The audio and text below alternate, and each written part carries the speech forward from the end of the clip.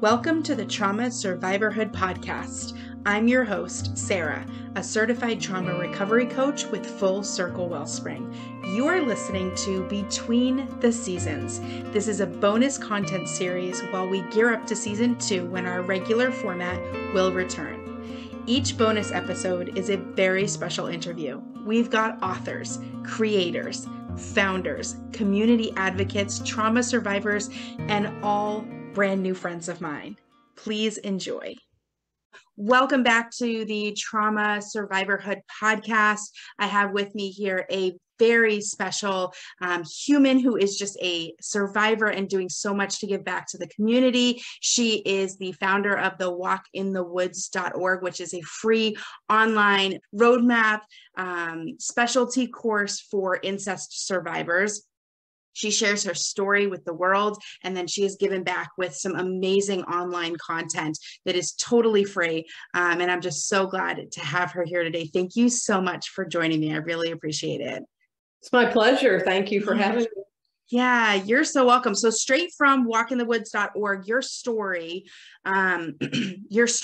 little paragraph is, at first, I didn't know I was an incest survivor. Then I knew it and couldn't say it. I couldn't unstick the words from my throat, and then it became my job to say it. Incest survivor. I used to call it the I word. I had to learn to say the words. Then it was my job to own it, to tell the truth of my childhood, to say it 100,000 times, to speak it out loud. And eventually it was my job to move beyond it. I am many things, including an incest survivor. I embrace all of me, and now it is my job to help others heal. So that story is obviously just huge. Why is sharing so important? Well, the only reason that incest works is because it's a secret. If people knew about it, wouldn't work. Yeah. And so I believe that it's very important to share stories about incest, and not just incest, but any type of child sexual abuse, so that people feel free to own either what has happened to them, what may be happening to children that they know. There were adults in my life that knew something bad was going on with me, but it was taboo to pry. I want people to pry. I want people to understand the subject, and I want them to know if you are a survivor of child sexual abuse, it's not your fault. You didn't do anything wrong. There's no shame. So it's important to get the word out. Yeah. Awesome. That's amazing. Yeah. You know, that's a really interesting perspective, right? Like, it wouldn't work if everyone knew what was going on. That's just such a simple way to say it, right? And the secrecy that goes behind it. And you're, of course, coming here to us under an anonymous title, and you have this resource and you really try to protect your identity. Can you just tell us a little bit about that? Why is that for you? Why is that so important? Well, safety is important to me. After the childhood that I had, now that I am at choice as an adult, I try to make decisions that keep me safe. Yeah. And I want to make it very, very clear. It's not because I'm ashamed of being an incest survivor. I'm not. Everybody in my life of significance knows that I'm an incest survivor. I don't hide it. But I have seen other people who have tried to talk about their childhood experience just get slaughtered on social media. And I don't need that. Yeah. Yeah. You now have that voice and choice, right? That's what my clients hear all the time from me as a trauma recovery coach. You have voice and choice from the get-go. You know, if there's even a question of mine that you don't want to answer, right? And so you're taking this and you're able to use that. I love that, because you obviously have done some work on that shame aspect, right? Because shame is one of the top things that pops up, this kind of overwhelming, over controlling emotion that is used for sexual abuse. It kind of helps to facilitate it, really, to keep the shame locked in there. You actually say, on your resource on walkinthewoods.org, you have a whole subject because there's lots of different topics, right? And each topic, you're learning something, and you're walking through this process of incest survivor and sexual abuse survivors are walking through this roadmap. And it's a great online resource, great tool. And you tell your story, and you said, as you're kind of explaining something that happened to you that triggered later, you said the shame that I had been storing for so long was unleashed that night. And I ran from it for the next 18 years. It caused me to slide into a deep depression if I became still enough to feel. I wanted to do anything but to be myself. I became numb to myself in countless ways. So shame, obviously super pervasive here. What moved you through that? I mean, 18 years of really like realizing this incest, coming to terms with it. Now you're on the other side. How did you move through that? What role did shame play for you? Well, shame stopped me from doing anything about it for a long time. And it also kept me from remembering. Yes. The trauma was so great that as the trauma occurred, I forgot it. And I only had little snippets that started surfacing, many years later. But once it did, shame's the enemy of healing. And so it becomes very important to deal with shame. And it's hard, and you need help. And one of the things that helped me the most was to be, and I talk about this on the website over and over and over again, I was in an incest survivors group. And to be with other people, nobody can really understand what you've been through unless you've been through it. And so to be with other people who have had a similar experience really helps lessen the shame, because you're talking about it every week. You're talking about it, and you're hearing other people talk about it. And so that was really helpful. Also, to have people tell me that it wasn't my fault.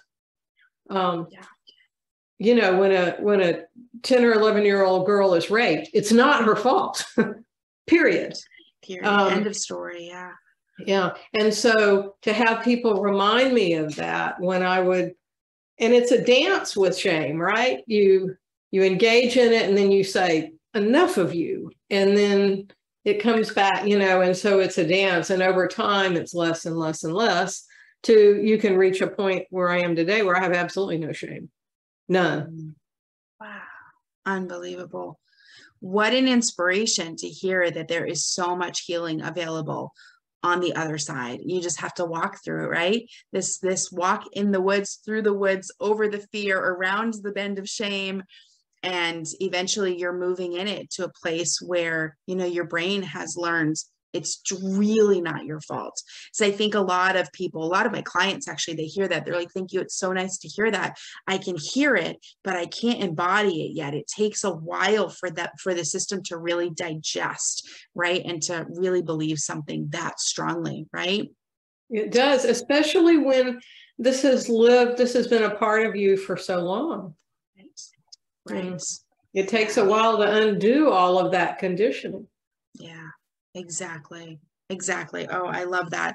What was the inspiration when you were putting together? This is a free online resource. This is taking you time and energy, and walkinthewoods.org is chocked full. This is not just a couple of key little points. There's page after page of your story and really helpful resources. So together, it's really become its own resource for sexual abuse survivors. So what was the inspiration behind that?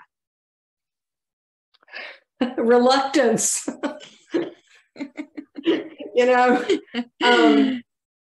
never intended to write all of this. And literally what happened was I was with a group of friends in British Columbia, and we'd spent a week together, and they knew that I was an incest survivor, and I was dealing with healing at the time. And And one of my friends asked me literally to go for a walk in the woods with her. And she shared with me that she too was an incest survivor and had not told anyone. Wow. And she asked me a lot of questions, and I could tell that there was a freedom in that, and that I was far enough along the path that some of the things that I said were really helpful to her. So my husband and I were flying back, and I just told him about this walk in the woods. And he said, "People need to walk in the woods with you. Find a way to walk with them." Yeah. Yeah. And shortly after I returned home, I woke up one morning and these words just started flowing. Yeah. Pretty much like they are on the website. It was just, I have a belief in I don't know what it is, but there's something greater than us. And that energy flowed through me and created this website. Wow. It does seem that it flowed out. It really reads like that. One of the things on the website that I love, you're talking about the present moment triggering these past things, and we call those trauma triggers, right? And you say, at first, as these things happened, I panicked. So you're kind of reliving a piece of a story, and I'm kind of picking it up from there. It said, at first, as these things happened, I panicked because I thought I must be going crazy. If the feelings hadn't been so strong, I wouldn't have tried to deny them, but they were so overwhelming. All I could do was try to survive them. And for me, this meant relying on the support structure that I built, calling my therapist or someone from my incest survivors group, or talking to my husband. These triggering moments became a part of healing. Whenever I would begin to feel the emotions that weren't appropriate to the current present situation, I would tell myself that whatever I was feeling was not happening now, that this was old. And if I was so distressed that I couldn't communicate effectively with myself, to myself, then I got help from someone else. So these past trauma triggers, you were using these because you had a lot of probably repressed memories. I would imagine as things started coming out, your body was then reactivating, right?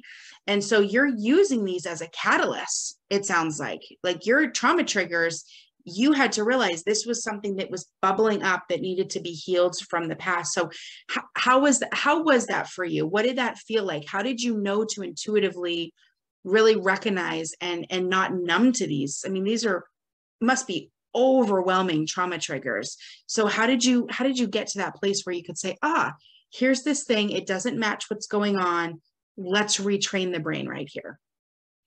Well, it took a while. Yeah. And I also, fortunately, have practiced mindfulness for most of my life.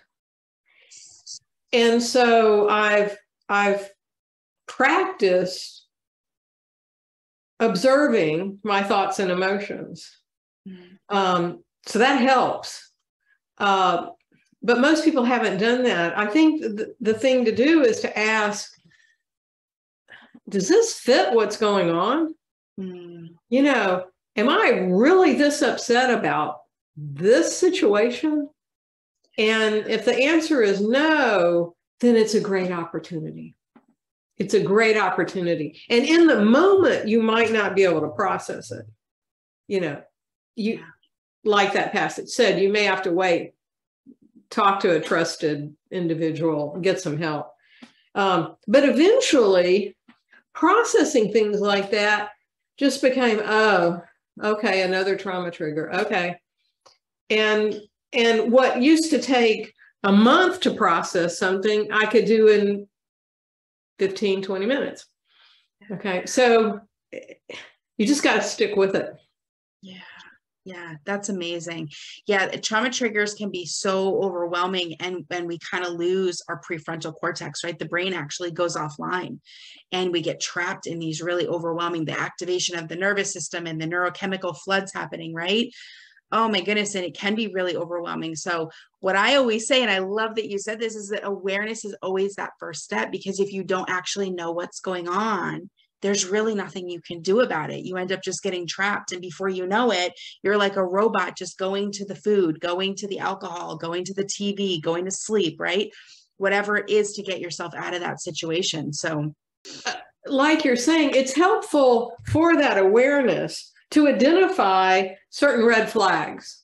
yes. Like, what's a red flag that I'm being triggered here? You know, one is what I said, this is bigger than the situation. But others are your body. Why is my heart beating like this? Why are my hands sweating? You know, really listen to your body. Or why am I shutting down? Yes. Yeah. So those red flags, when you notice those, you can go, okay. Yeah. Yeah. Your body is trying to tell you what your brain doesn't even know is even happening yet. Your body is giving you those signals. So yeah, that's beautiful. That's beautiful. Thank you for that. So I always like to ask, what has been in your trauma recovery process? What has been your most useful resources? It sounds like mindfulness has played a big role, but anything internally, self-love, compassion, was it helpful for you to understand your trauma brain and what happened to you? And what were some of the external resources beyond, you know, your survivors group? And it sounds like you had some great friends and a great therapist, but what was really catalyst for your healing? You know, great question. There were so many things, and you use different tools at different times.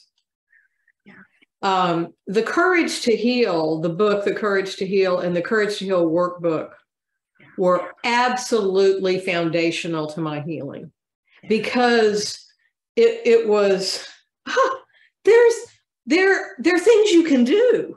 Yes. Oh, I'm in emergency mode. That's why I'm totally panicked and hiding under the bed. You know, it gave me an understanding of what was happening with me. So those two books were tremendous resources. And of course, the Incest Survivor group, which I was in for 5 years. And I still have friends from that group. You know, we know each other and we support each other. So that was really helpful. I'm a lifelong learner. And so I read everything I could get my hands on. Now, back when I was doing this, there weren't that many resources. There are a lot more resources out there right now. And that's one of the reasons that I did the website is I think it's very accessible and very practical. Yes. So if you're dealing with terror, you can go to a section in the website and learn what to do. If you're dealing with anger, if you're dealing with shame, if you are getting ready to confront someone who was there and didn't help you, or even confront the abusers, there's a resource on this website to give you very practical advice about what to do. So I've tried to add this website to the other great resources that are out there. But I couldn't have done this without a therapist, I don't think. And you know, there are resources for people who can't afford therapists, and of course there are wonderful trauma coaches, which I wish I'd had that back then. But as far as I know, they didn't exist then. Yes. Yeah. Wow. That's beautiful. Oh, I love that. We do now on I know you have linked the Certified Trauma Recovery Coach website, which is of course my affiliated association where I got my certification, and they have just updated their directory. So for everyone listening and watching, they now have an option where you can go and you can find specific people who are specifically trained for childhood sexual abuse, incest, anything related to the sexual trauma survivor world. So it's really great to be able to find people who are specifically trained in that. And of course, we know Most people who become advocates, or like yourself, designing resources, or authors writing books, or coaches becoming coaches, is generally because we're trauma survivors also. So when you're finding a trauma coach who's saying that one of their specialties is childhood sexual abuse, it's probably somewhere in their story as well. So right there, you're going to have a connection, almost like a support group, with someone who really understands where you've been. So that is just so beautiful. I think what you're saying is so important. I was in an incest survivor group with, there were two therapists running the group. Yeah. One was a survivor herself, and the other was a wonderful psychologist, but she'd never been through it. And as helpful as she was, the one who'd been through it knew, and it made all the difference in the world. Yeah. Less words, less explaining, right? When someone can just get it. Yeah. And that's hug you. Really special. Just give you a hug, Yes. Yeah. Know what you'd want, because they have been in those shoes before. So that's great. Wow. I really appreciate it. So again, I want to just say that www.walkinthewoods.org. And you can find more about this incredible story. You can click on all the links, all the resources. You have a great additional resource page. You even have a contact tab. So people can even reach out to you and ask, specific help or specific questions that they might have, where you can, reach back to them and get them the resources that they need. So I just want to thank you so much for the work that you're doing and sharing your story and sharing these resources, and just the tools that you've gathered from point A to where you are now. You're so willing and open to share these tools with so many people, and you're really changing lives. I really appreciate that. Well, thank you. It's my pleasure. And I just want to say one thing to anybody out there who thinks they might have been sexually abused, were sexually abused. Healing is essential to have a great life. And anybody who knows me will tell you I live a great life now. It took a while to get there, but it's true. And what I want them to know is you can do this. There's a way to heal. It takes work. It takes courage. As you come out on the other end, you are incredibly deep and strong and powerful. And so I want to encourage everyone, do the work. You can do it. You can do it. Wow, what a beautiful message. Yeah, there is opportunity to heal, right?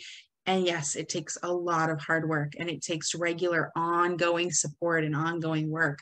But yeah, it's beautiful to be on the other side, and then to be able to gift back to the community, whether it's advocacy or your beautiful website or becoming a coach or a therapist. I mean, there's so many avenues to take to reach back and give back to the community. So I just appreciate that so much. Thank you so much. It's been an honor chatting with you. It's my pleasure. Thank you for having me, and thank you for spreading the word. I really appreciate it. Oh, you're so welcome. Take care. Bye-bye.